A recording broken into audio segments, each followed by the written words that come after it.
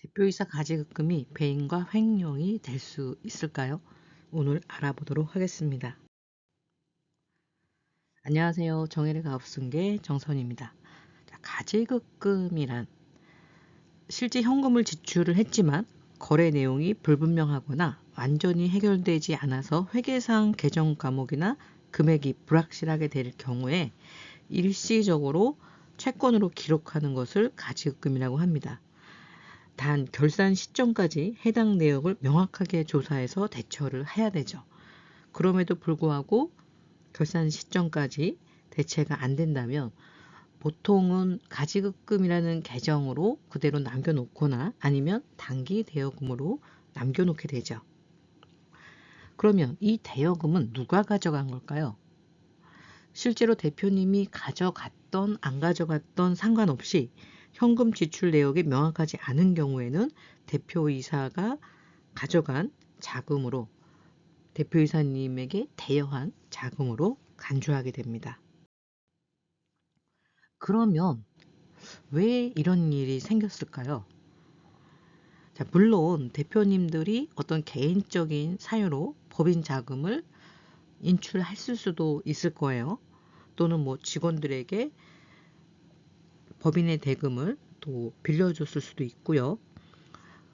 영업사원들 같은 경우에는 영업비를 쓰는데 일부는 또 증빙 없이 지출하는 경우에 이렇게 계정을 넣을 곳이 없어서 가지급금으로 남게 됩니다.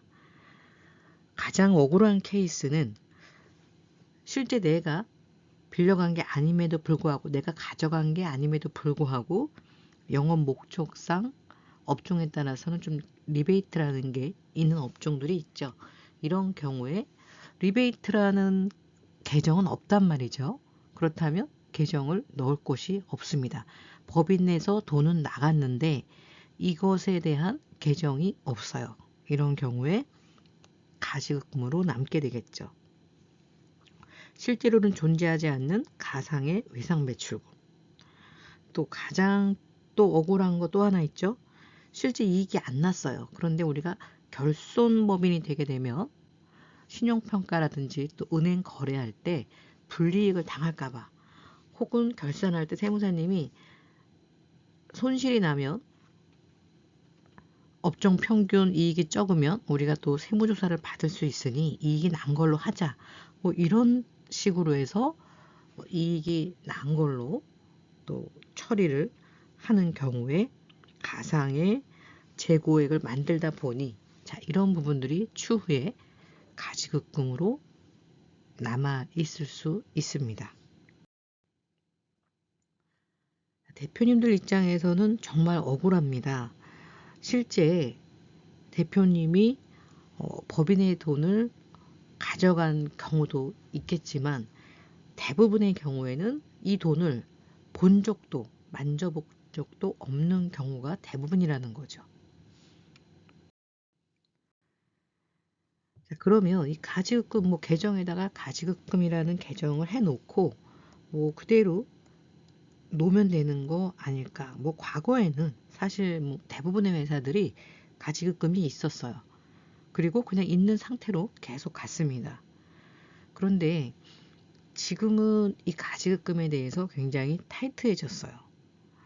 자, 첫 번째는 가지급금을 가져간 사람으로 되어 있는 대표이사님, 대표님이 형법상으로는 배임이나 횡령, 이게 아니더라도 이자를 납부해야 되고요.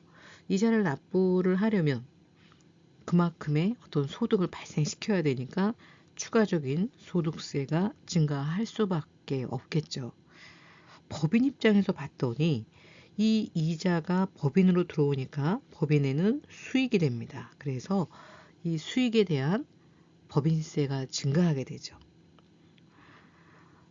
주주 입장에서 봤더니 이 가지급금은 법인 입장에서는 받을 돈입니다. 법인 입장에서는. 그래서 그만큼 자산이 있는 것으로 인식이 되기 때문에 주가가 상대적으로 그만큼 올라가요. 그래서 주식을 양도하거나 증여할 때 세금이 상승될 수밖에 없죠. 특히 가업 승계를 해야 되는 회사들 같은 경우에는 이 가지급금이 2중, 3중으로 문제가 됩니다. 문제라는 게 결국은 세금 부분이 되겠죠.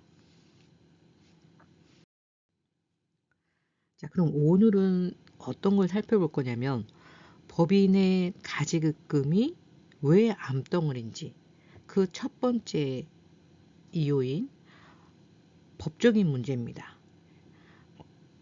형법에서는 배임과 횡령에 대해서 어떻게 얘기를 하고 있냐면 횡령은 타인의 재물을 보관하는 자가 그 재물을 횡령하거나 그 반환을 거부한 때 적용을 한다고 했어요. 자, 배임은 뭐냐면 타인의 사물을 처리하는 자가 그 임무에 위배하는 행위로 재산상의 이익을 취득하거나 제3자로 하여금 이익을 취득하게 하여 어쨌든 본인에게 손해를 가한 경우. 자, 재산을 관리를 할 사람이 관리만 해야 되는데 그것을 본인이 취득을 한다거나 아니면 그 재산을 취득하진 않았지만 재산상의 이익을 취득한 경우에는 배임이나 횡령에 해당을 한다는 거죠. 자, 그런데 이 형법 355조에 보니까 횡령죄와 배임죄는 5년 이하의 징역이나 1,500만 원 이하의 벌금형을 처할 것을 규정을 하고 있어요. 그런데 같은 형법 제356조에서는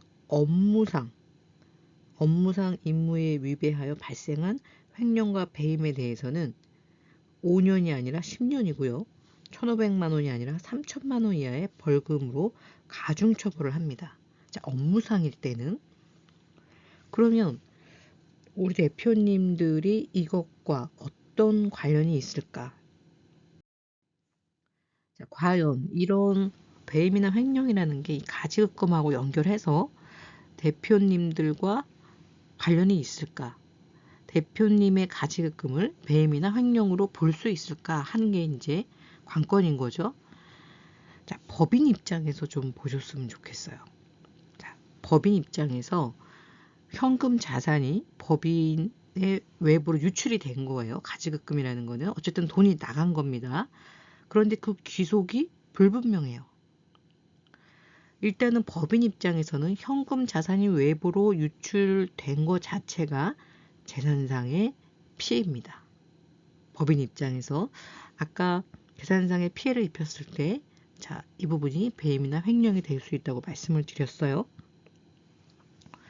자, 상법 398조를 보면 대표이사 가지급금 횡령에 대한 부분을 확인할 수 있습니다. 이사회 결의 등의 대표이사가 회사 자금을 사용하고 사후에 반환을 하거나 변상하려는 의도가 있었어요. 이거를 그냥 내가 무작위로 가져가려는 게 아니라 잠시 빌려갔다가 변상을 하려는 의도가 있었습니다.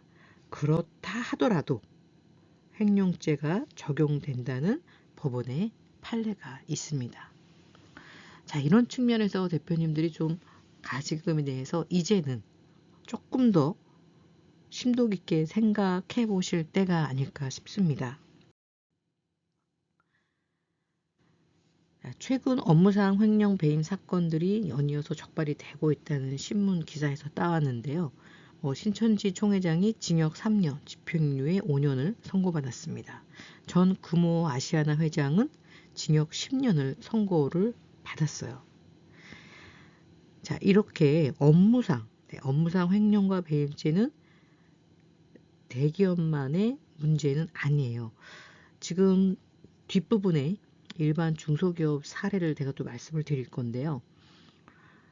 보통 우리는 생각하기에 수십억, 수백억에 대한 그런 배임이나 횡령을 생각하시는데 최근에는 몇천만 원에 대해서도 문제를 삼는다면 배임이나 횡령에 해당이 될 수 있다는 거죠. 따라서 경제활동을 하는 사람이라면 누구나 이런 문제는 예외가 될 수 없습니다. 특히 이제 업무상 횡령죄와 배임죄는 훨씬 더 강력하다는 거죠.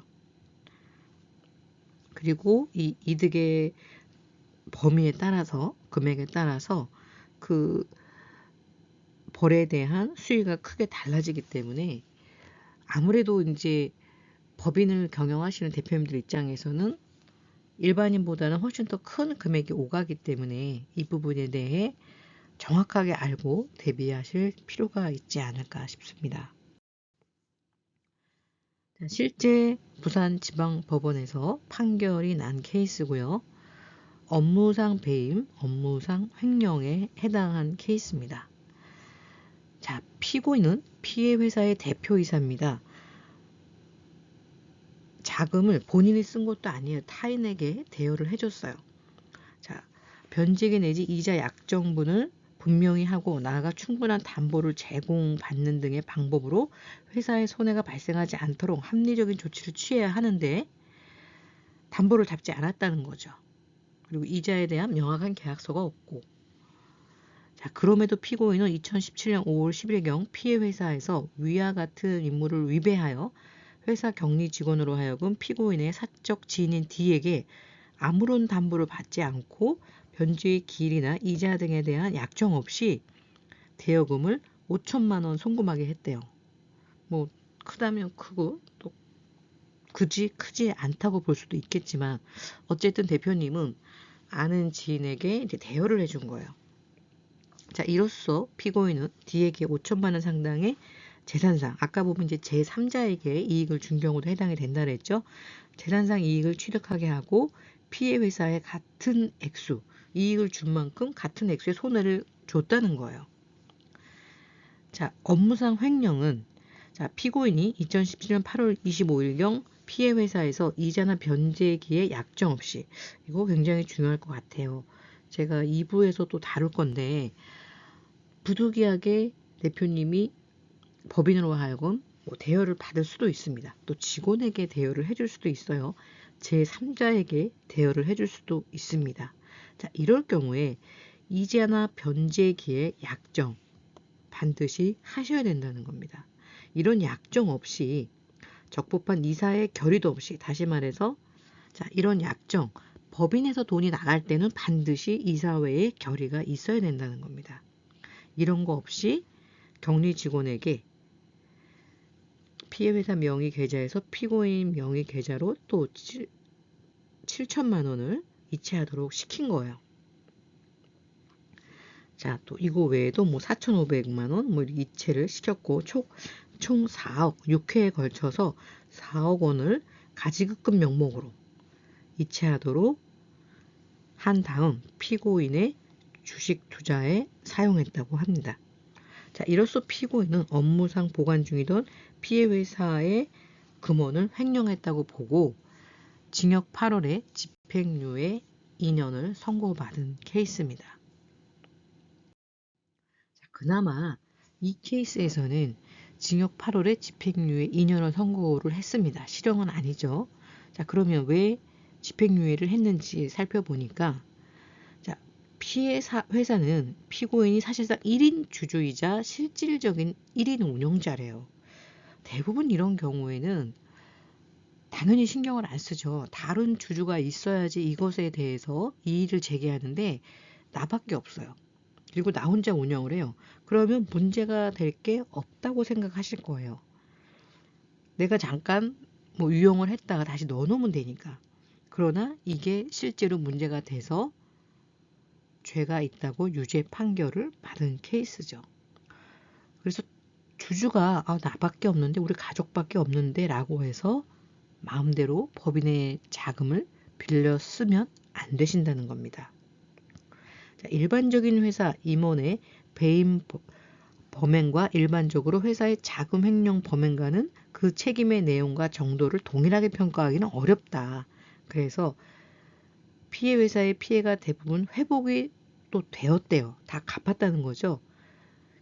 피고인에게 동종 정가가 또 없으므로 피고인의 사회적 유대관계를 비교적 분명해 보이는 등을 참작해서 집행유예를 선고를 했다는 겁니다.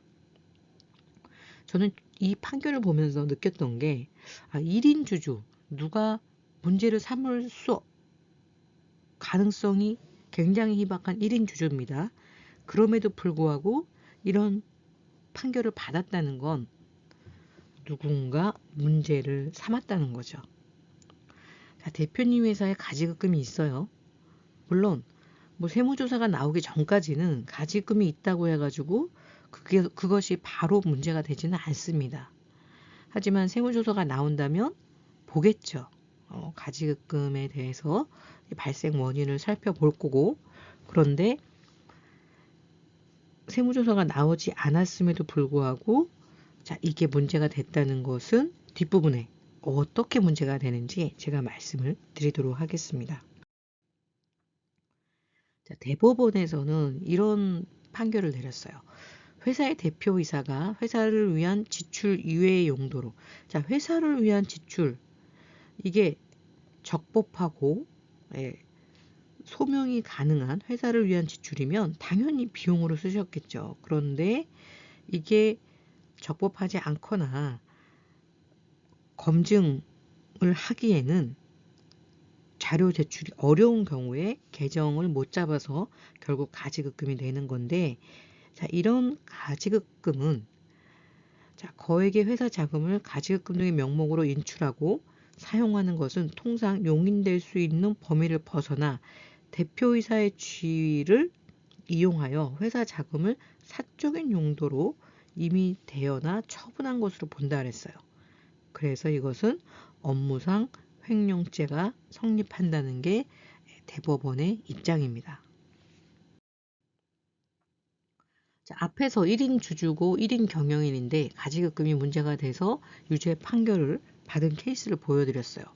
아니, 어떻게 1인 주주인데 저게 문제가 됐지?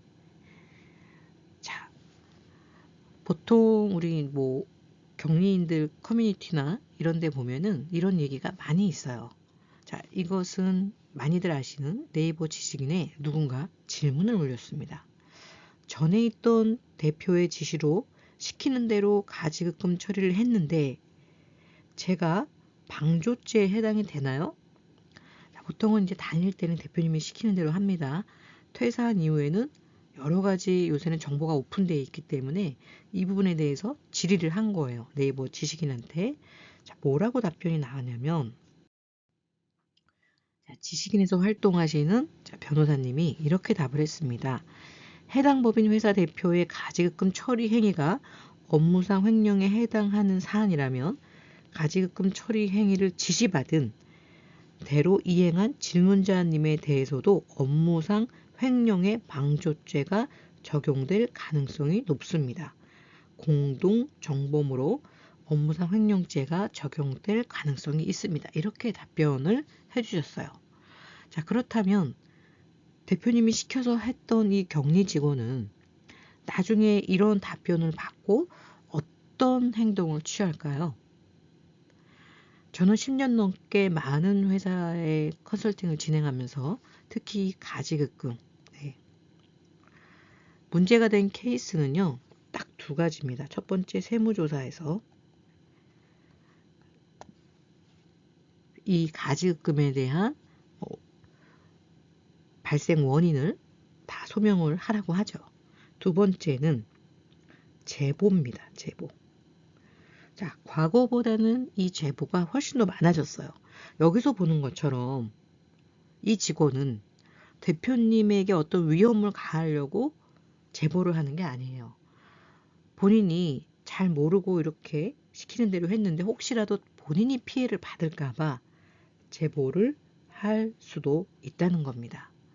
세상이 정말 많이 바뀌었어요. 모든 정보가 오픈이 되고 누구나 자신의 이익을 침해받지 않기 위해서 적극적으로 이런 제보를 활용하고 있다는 거예요.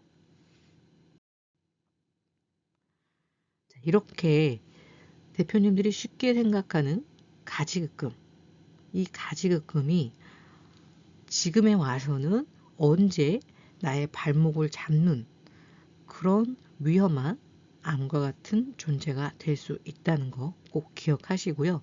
이번 가지급금 시리즈에서는 지금 첫 번째 시간에서는 자, 가지급금이 형법상 이런 리스크가 도사리고 있다라는 부분을 말씀을 드렸고요. 2교시에서는 자, 가지급금 해결 방안에 대해서 말씀을 드릴 겁니다. 자, 해결 방안이 워낙 다양해요.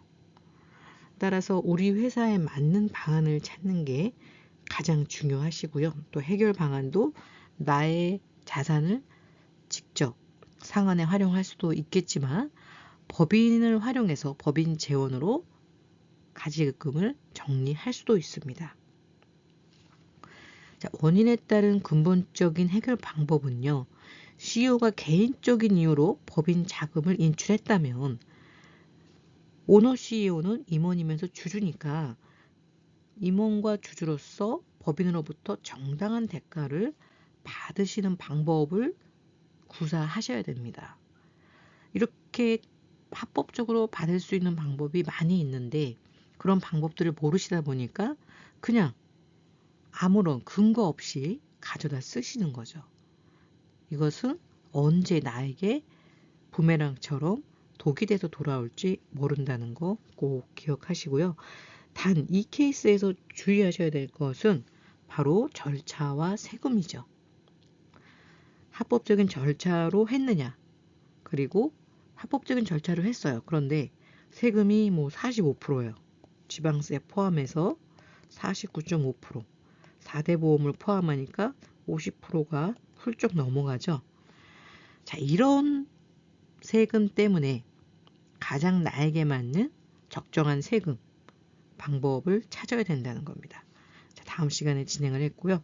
자, 직원들에게 업무 무관하게 법인 자금을 대여한 경우에 최근에 직원들의 주택이라든지 여러 가지 직원의 복지를 위해서 법인에서 도와주시는데 이런 부분은 적극적으로 사내근로복지기금을 활용할 수 있습니다. 자, 이 부분도 따로 다룰 건데요. 왜 이런 직원들에게 대여하는 것을 복지기금으로 활용하면 좋으냐? 네, 받는 직원은 이게 상여 처리가 아니라 복지 혜택이기 때문에 받는 직원이 세금을 안 내요. 법인 입장에서 비용 처리되고 이런 국가에서 뭔가 장려하는 아주 합법적인 다양한 방법들이 있다는 거죠. 이런 부분들을 적극적으로 활용할 수 있는 방법을 알려드리도록 하겠습니다. 또 영업사원들이 증빙 없이 지출한 접대비가 많습니다. 자, 최근에 저희가 많이 추천해드리는 게 기업카드를 활용해서 이런 영업사원들도 보통 이제 법인카드를 주시게 되면 또 불편한 점이 있어요.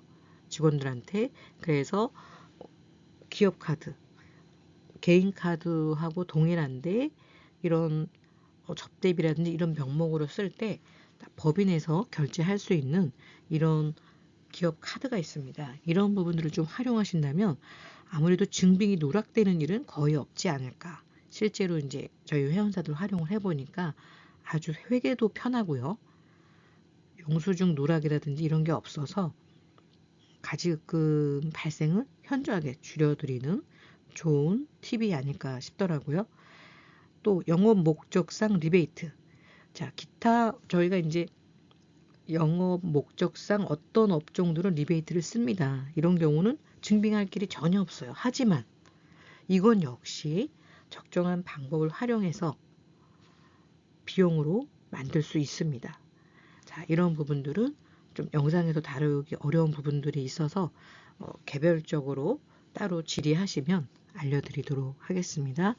또 영업이익을 위해서 만드는 가상의 재고액. 많은 회사들이 실질은 이익이 아닌데 신용평가나 또 은행의 어떤 거래를 위해서 가상의 이익이 있는 것처럼 결산을 하는 경우가 있는데 이거는 실제 이익이 아님에도 불구하고 법인세는 법인세대로 내고 나중에 이 재고자산을 정리할 때 또 결국은 이게 가지금으로 드러날 수 있기 때문에 아주 위험한 방법입니다. 그래서 이런 부분들은 우리 회사에 맞는 방법들을 좀 찾을 수 있도록 개별적인 상담을 진행해 드리도록 하겠습니다. 다음 영상에서 말씀드릴 부분 간략하게 소개해 드리자면 가지금 처리 방안 중에서 법인 원천소득을 활용하는 방법에 대해서 말씀드리도록 하겠습니다. CEO를 위한 절세 전략 세미나 정혜래 가업승계에서 매달 진행을 하지요. 자, 요번 달은요. 4월 26일 날 수요일에 진행을 하고요. 여기 시간이 1시 30분부터입니다. 1시 30분부터 1교시는 지속 가능한 경영과 기업 성장 전략에 대해서 우리 김병구 박사님이 진행을 해주실 건데요.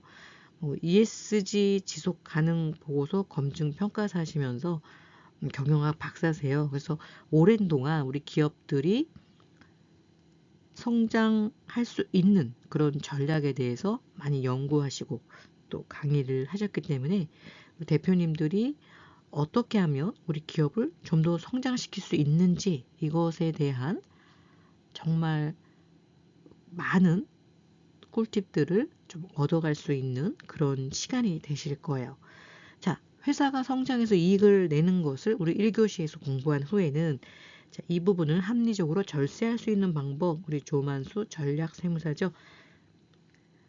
가장 많은 세금을 절감해 드리는 솔루션을 제공한 그런 경험이 많은 조만수 세무사님이 오시는 대표님들에게만 영상에서 오픈하지 못했던 그런 아주 디테일한 기업의 절세 전략 비법들을 공개하도록 하겠습니다.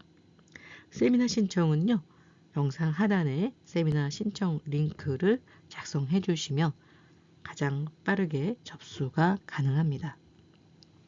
자, 다음 시간에 가업승계 절세 전략뿐만 아니라 이 과정에서 반드시 해결해야 될 가지급금 해결 방법, 특히 법인 재원으로 해결하는 방법에 대해서 집중적으로 준비하도록 하겠습니다.